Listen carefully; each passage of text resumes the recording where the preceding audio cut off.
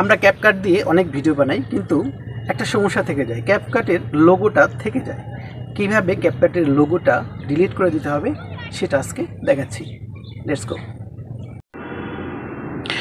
ক্যাপকাটের logo কিভাবে সরাতে হবে সেটার জন্য আমাদের প্রথমে ক্যাপকাট এই অ্যাপসটিতে যেতে হবে। আমার এখানে আগে থেকেই ইনস্টল করা ছিল ক্যাপকাট। আমরা ঢুকলাম, এরপরে বাম পাশে এডিট অপশন ক্লিক করব, এরপরে নিউ প্রজেক্ট, নতুন একটা প্রজেক্ট নিতে হবে। এখানে আমার গ্যালারিতে চলে এসেছি।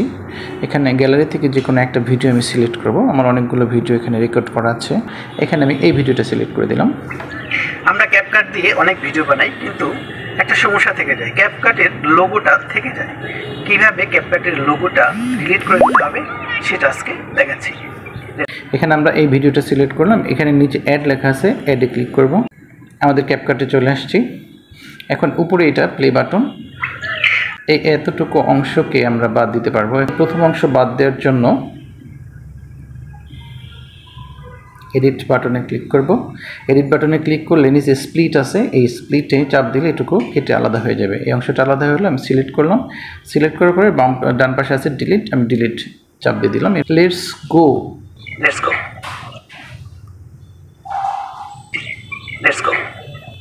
তার মানে এখানে আমার একটু এডিট করে স্প্লিট করে এটুকু বাদ দিতে হবে। সিলেক্ট করলাম, সিলেক্ট করে এটাকে ডিলিট করে দিলাম।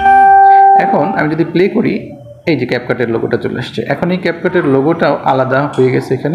এখানে চাপ দিলে এই সিলেক্ট হয়ে গেছে এন্ডিং, অর্থাৎ হচ্ছে এই ভিডিওর এন্ডিং অংশ যেটা আছে সেটাকে যদি আমি সিলেক্ট করি, যে প্লে দিলে এই যে ক্যাপকাট লেখা আসছে। এখন এটাকে যদি আমি এখান থেকে ডিলিট করে দিই, ডিলিট,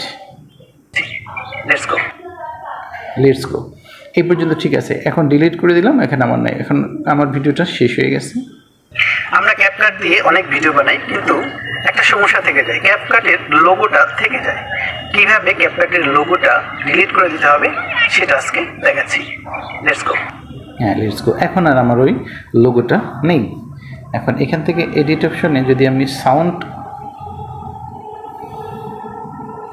ভলিউম, আমরা যদি ভলিউম চাই একটু বাড়িয়ে দিতে, অনেক সময় মাইক্রোফোন না থাকলে ভলিউম।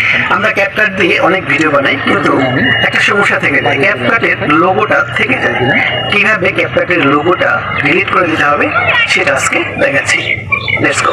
হয়ে গেছে, বাস আমার এডিট করা হয়ে গেল এবং লোগোটা কেটে দিয়েছি। এখন ডান পাশে আমার এক্সপোর্ট লেখা আছে, আমি এক্সপোর্টে ক্লিক করে দেব। এক্সপোর্টিং,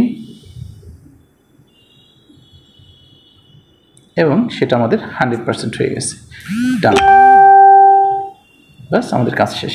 এখন এটা আমি গ্যালারিতে যা চেক করে দেখব যে ভিডিওটা আমার আসছে কিনা। এই যে গ্যালারি। আমরা ক্যাপকাট দিয়ে অনেক ভিডিও বানাই, কিন্তু একটা